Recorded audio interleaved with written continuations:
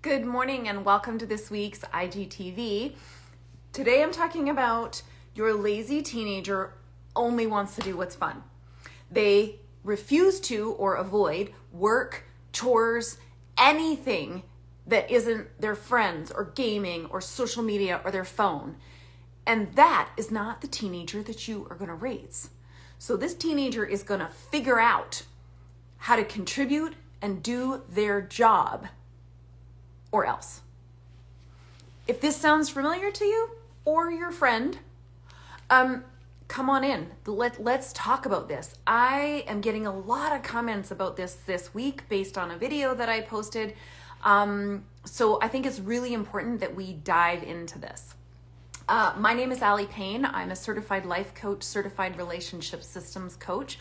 I have been working with parents of teens for the last 16 years to empower them to end the baffling blow-ups, stressful silences, and emotional, painful disconnection with their teens and create relationships based on mutual trust and respect and genuine connection. I was a very troubled teen.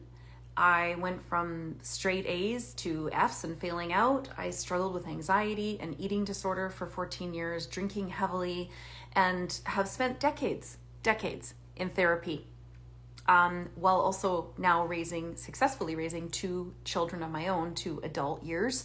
So everything that I'm sharing with you is often my own lived experience, along with having supported the teens, the parents of teens that I have for for 16 years. Crazy. I love that you're already posting this. Yes, my teen doesn't want to know anything about real life responsibilities. 100%. So you are in the right place. Welcome, welcome. Okay.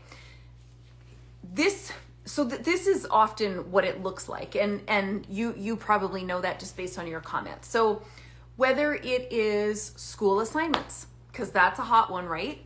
They are not acknowledging school assignments. They're avoiding school assignments. Or like things that aren't fun. Do you know what I'm saying? Things that aren't fun.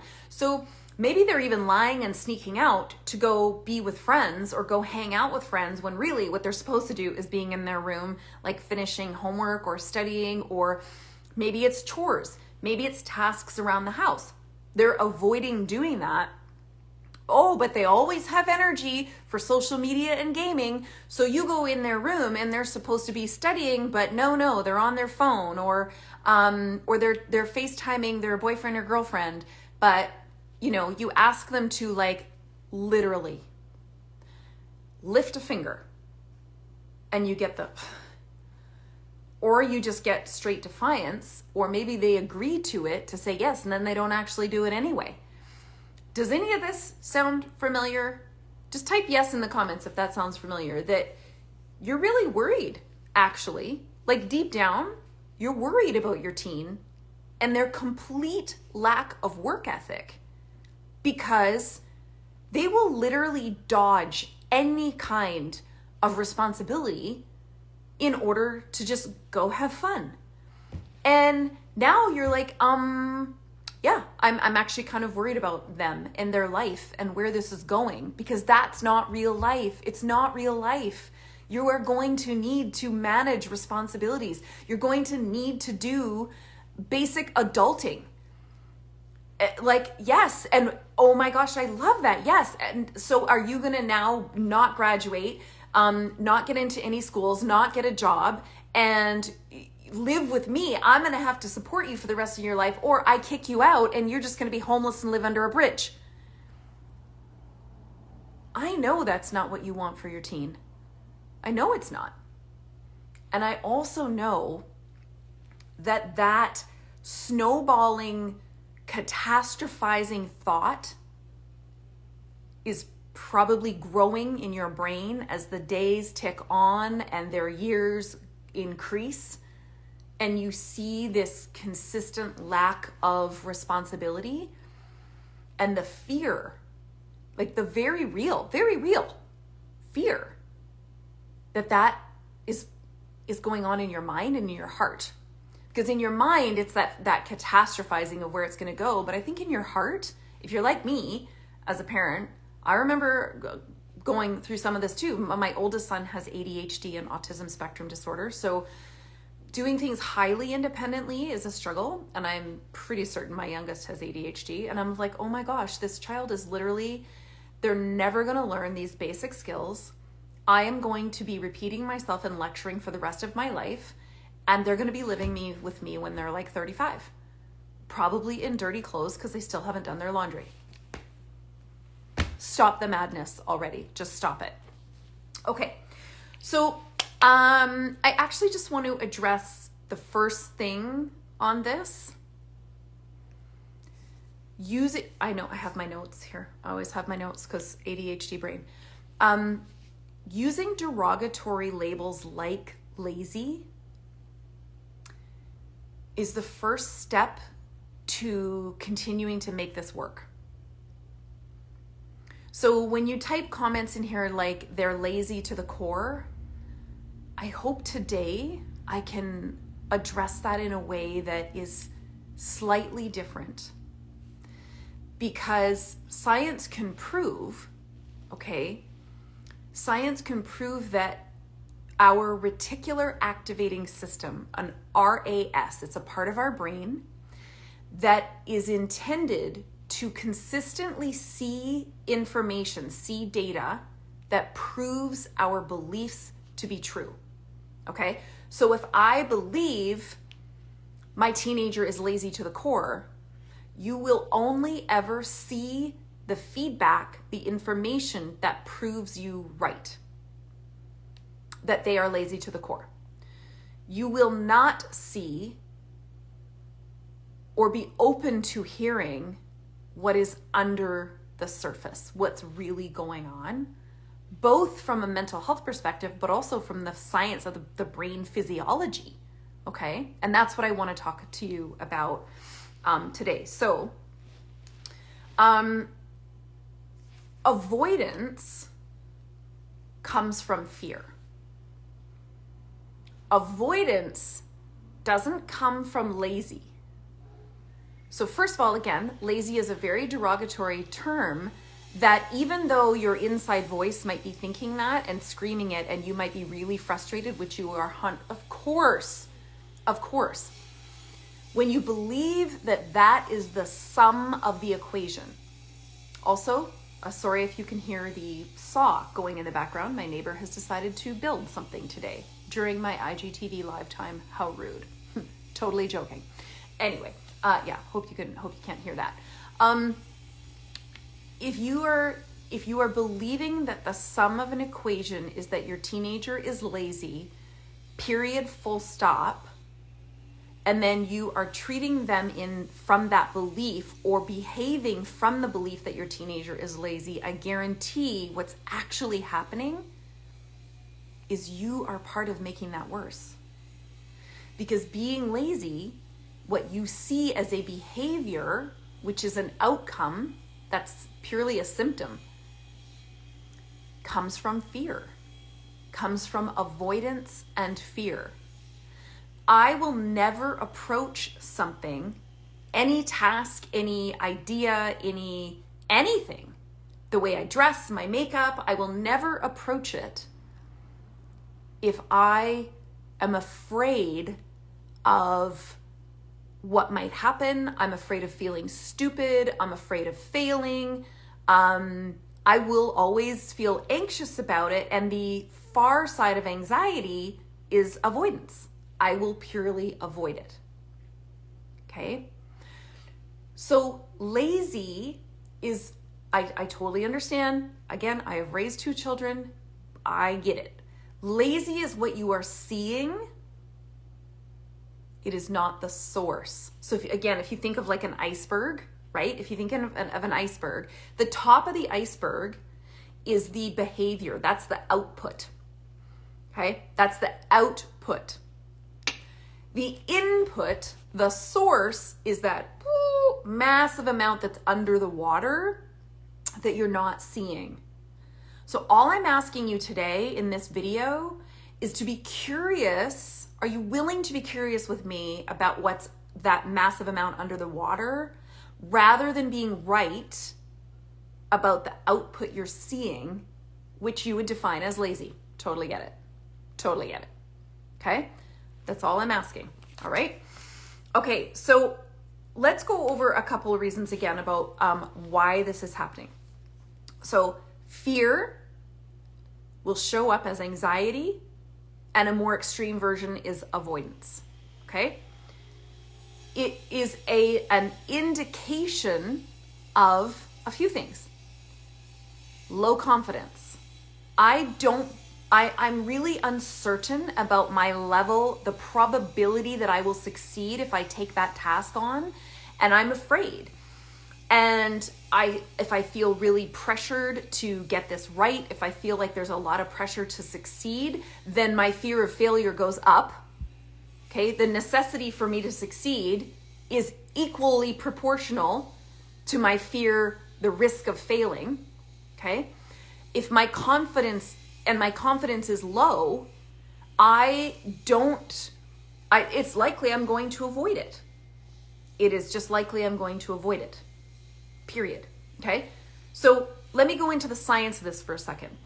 If you've watched any of my videos, you understand I talk about the teen brain a lot. And this is one of, I think, the biggest hiccups for us as parents because we're not told this. Nobody told you this. Nobody told me this until I, did all of my training and certifications and years of research trying to better understand my oldest son's brain, who has ADHD and autism spectrum, so I could best support him. And let me tell you, that was still one of the hardest things I've ever done, is raise that child. And thank God he's one of the most incredible, coolest people I've ever met.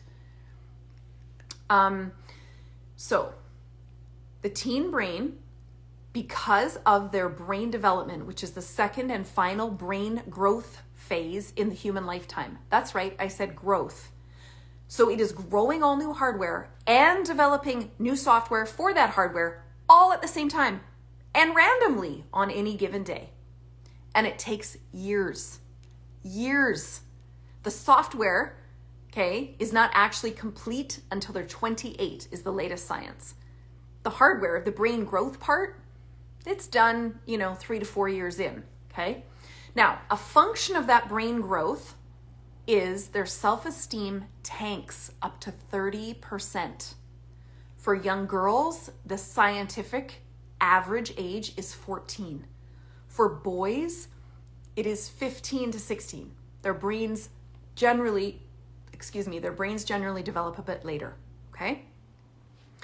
So you have a teenager that scientifically, this is not opinion, okay? Research-based, has got really low self-esteem, which is low confidence. That's number one, why they might be avoiding some of these tasks. Okay? The second part is not only do they have low confidence, but during this adolescent brain growth, their brain is highly susceptible to judgment and criticism, and they will do almost anything to avoid that experience.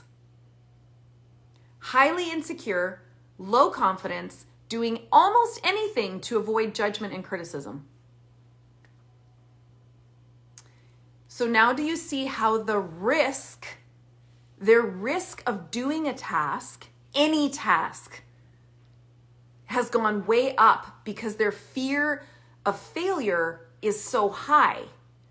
Now I know that's like, no, Allie, nope, you don't get it. My teenager is just lazy. All they have to do is do the bare minimum to hand in the freaking assignment. I did not just swear. So that they can pass. That's all they have to do. So they are totally lazy. Okay, that's fair. Remember, all I'm asking you to do in this video is to come with me on the trip under the water to look at the source of what you are seeing and basing your belief on. Okay? That's the outcome. That's like trying to put out a fire by chasing the smoke when you're just looking at the outcome. Have you ever tried running around to catch the smoke and see if that would actually put out a fire? Okay, so they have extremely They have low self-esteem, low self-confidence. They are doing anything they can to avoid judgment and criticism. So their fear of failure is extraordinarily high. Their fear of disappointing you is very high. Okay? Now, I don't know if you know this, but motivation, I dropped my notes, 1 minute. I need to stop fidgeting. Motivation to do something, okay, requires a level of confidence that there's a probability, at least a probability, that I'm going to succeed. And succeed doesn't mean like in schoolwork, for instance, get an A or even get a B. Just what is the probability that I'm going to succeed based on my own perception of myself and my comfort zone? Okay, so maybe succeed is a C, maybe, whatever, doesn't matter. But I need, before I am willing to go and do a task, I'm just using schoolwork as an example, I need to believe that there is a probability, at least a probability that I will succeed. That's part one of motivation. Part two is that I also need to have assessed the risk. What's my risk of failure? So do you see how this is the perfect merriment for your lazy teen? They are not doing the schoolwork or the task because they don't believe they can succeed, and the risk of failing you and facing further judgment and criticism is so high, they go to avoidance.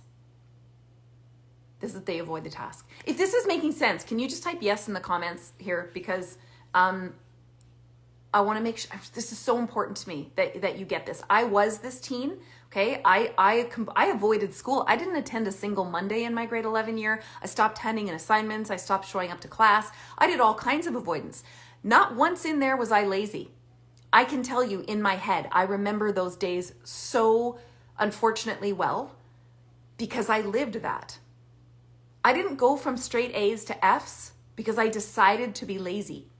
I went from straight A's to F's and failing out along with a suicide attempt because I had no coping skills. I was at straight A's, but a hot mess inside, hanging on by my fingernails until I just couldn't anymore.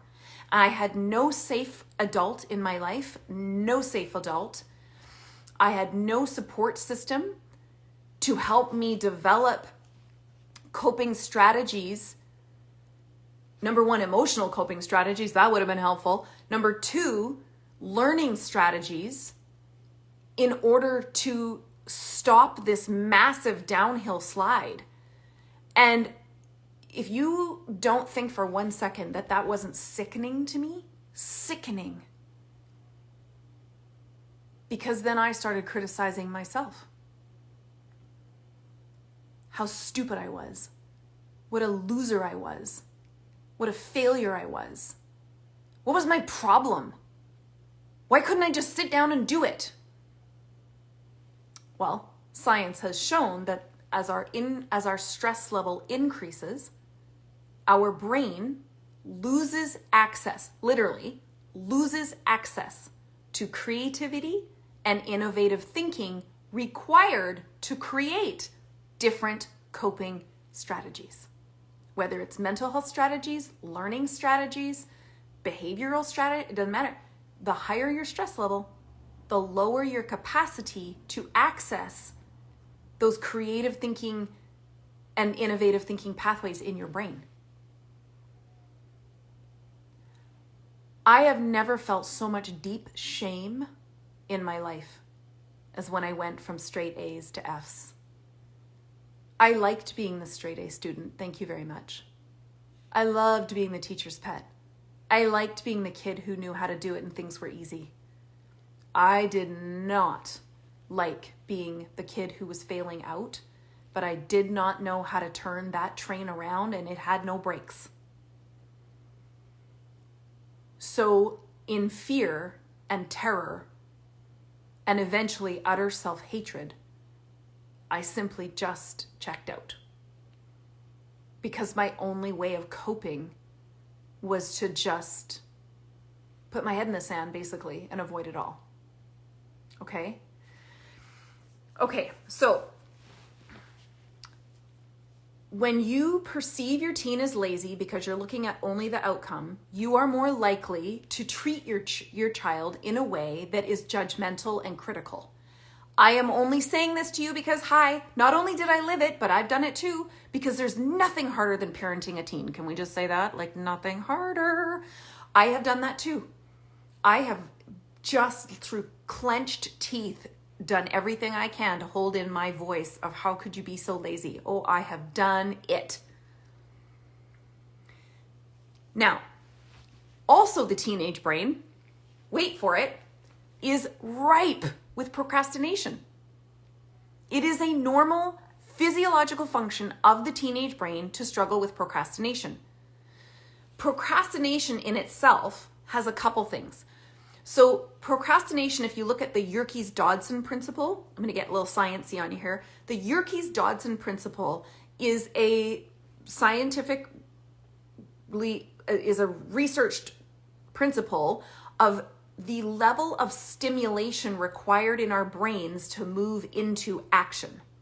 Now, this is one of the hardest things as a parent, okay, is that as a human being, okay, if you imagine like the one axis is like the level of stimulation required to move into action, okay, and one axis is time, is over time, okay, guess who in the human species moves into action the fastest?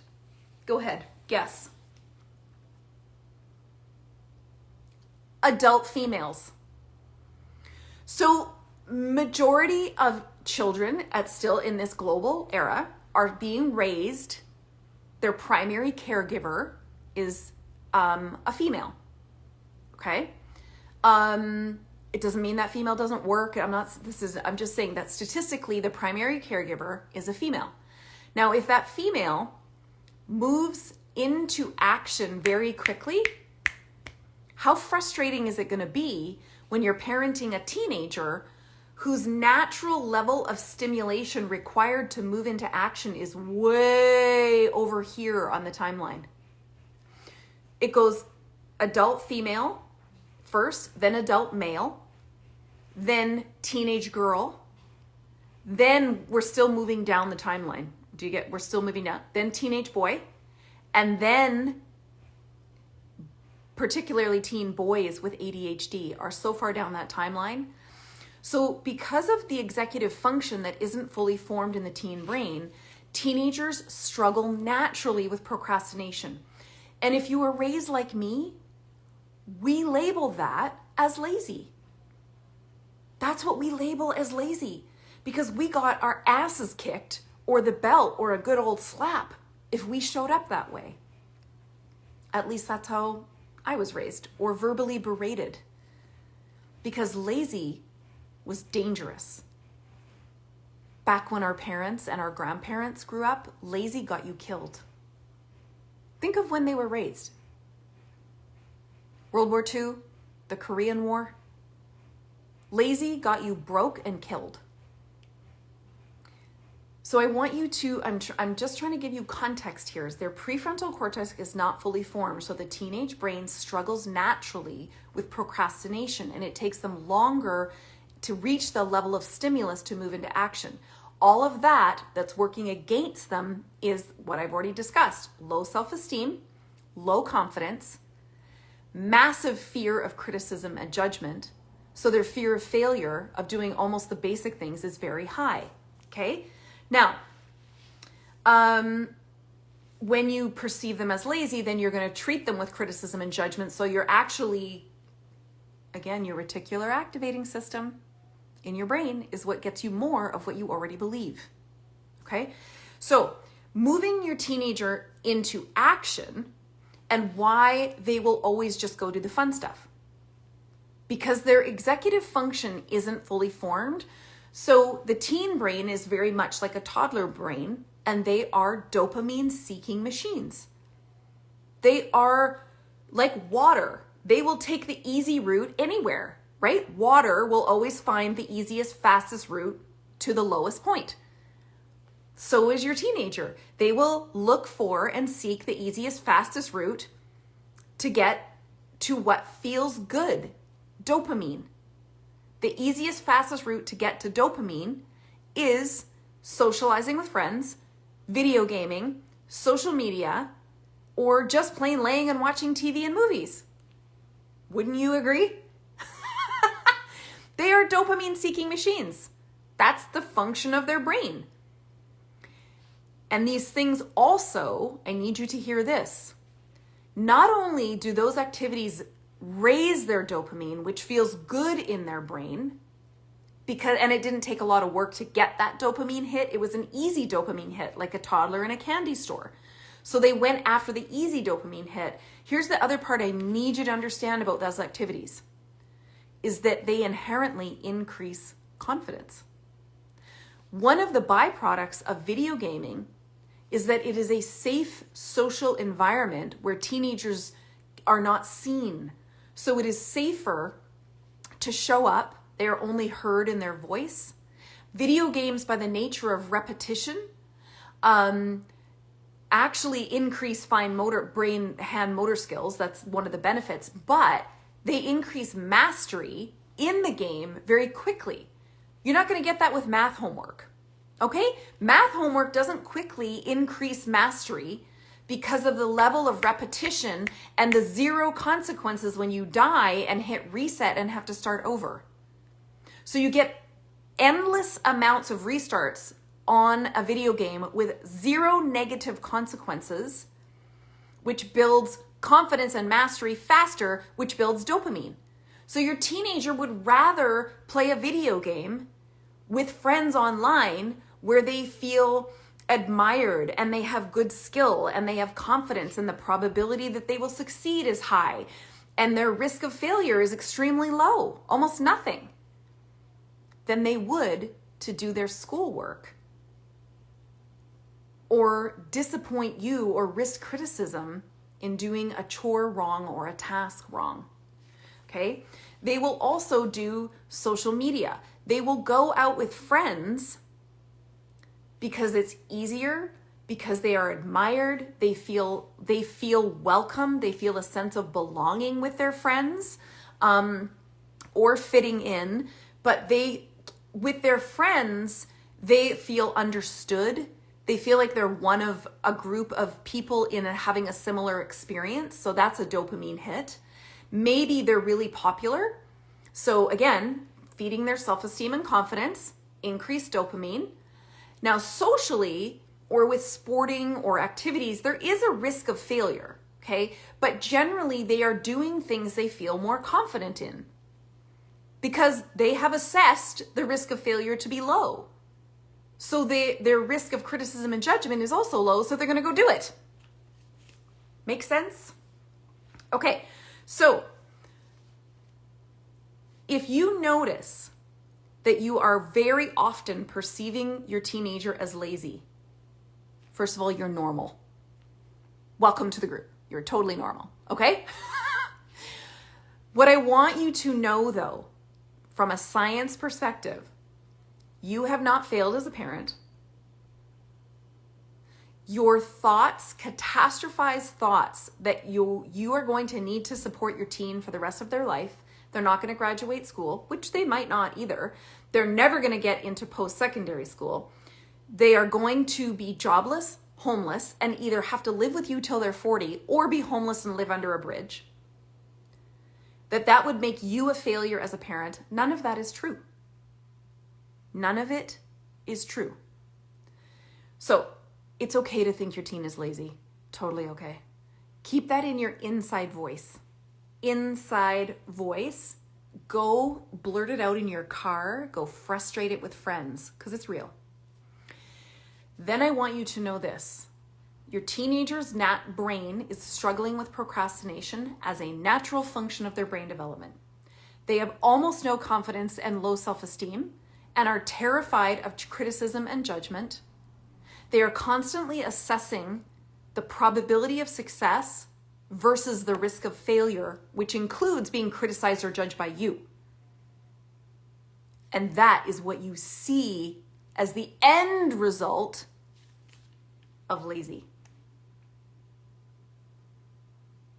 Yes, this will be posted also on my Instagram and YouTube. I'd love a follow or a subscribe if you're watching. Okay? So if you want to start to turn this around, I need you to understand those key factors. Those are research-based, non-negotiable about your teenager's brain. And I need you to begin to encourage your teen to do small tasks. You have to start really small. Do small tasks. Encourage them to do small tasks. Be very, very clear about what the task is. I need you to lower your expectations. They're going to want to do it like you, or they will ever do it like you, because they won't. And those expectations exactly feed into their fear of failure, of judgment, and criticism. So I need you to baby step them with encouragement. Now, you can call this coddling and raising a snowflake all you want. That's fine. Feel free. But I dare you to try it. I dare you to try it. Because what you're teaching them is that the world is not as scary as what they believe, and that I'm hoping you are not as scary as what they believe. I don't want your teenager to grow up being afraid of you, afraid of failing you, and so they just stop performing at all because they're so terrified of judgment and criticism, and I don't think you want that either. When you encourage your teen to take baby steps, clearly defined baby steps, and regardless of how they did it, you're like, I'm proud of you for getting started, because overcoming that, the energy it takes to overcome procrastination in the brain is real. It's measured. It's quantifiable. You encourage them, okay? Then you go back and you check in. Then you can readjust and you keep encouraging, because shame and criticism will get you more of what you already see and don't want.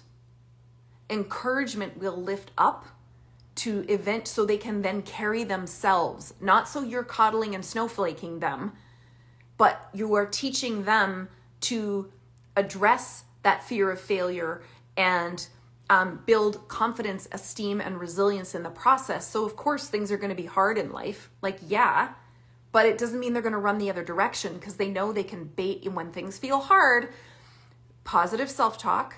That's what you're teaching them, is positive self-talk. Take baby steps. You can't do the whole thing, but what's one tiny thing you can do? Because that's how our brains get positive feedback, is do one tiny thing. Okay, I did that tiny thing. I wasn't perfect at it, but I did it. What can I do this next time? I can do 2 tiny things. This is all under goal setting and a whole lot of other things that I cover in my signature program, the Empowered Parent Program. The Empowered Parent Program is opening soon, and if you are interested in creating a whole new relationship with your teen where you don't have to be so freaking frustrated with them all the time about being lazy and irresponsible, and then treating them that way, unknowingly reinforcing what's already happening and building wild disconnection with your teen, and instead being the safe and trusted encourager in their life that turns this around for them, because you're acknowledging all this part under the water, not just the part above the water. You're acknowledging the source to help them become self-motivated and self-driven as they build confidence and address their fear of failure that's currently stopping them from doing everything.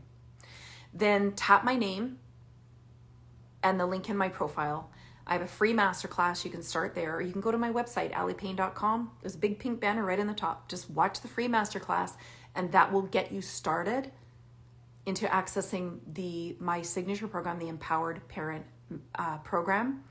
That is an 8-module online that addresses this in detail with both the science and research, my experience as a teen, and my experience raising parents, along with 16 years of supporting gorgeous and courageous parents just like you.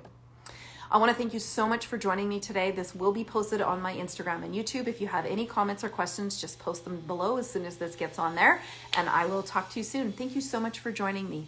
Have a wonderful, wonderful weekend. Bye.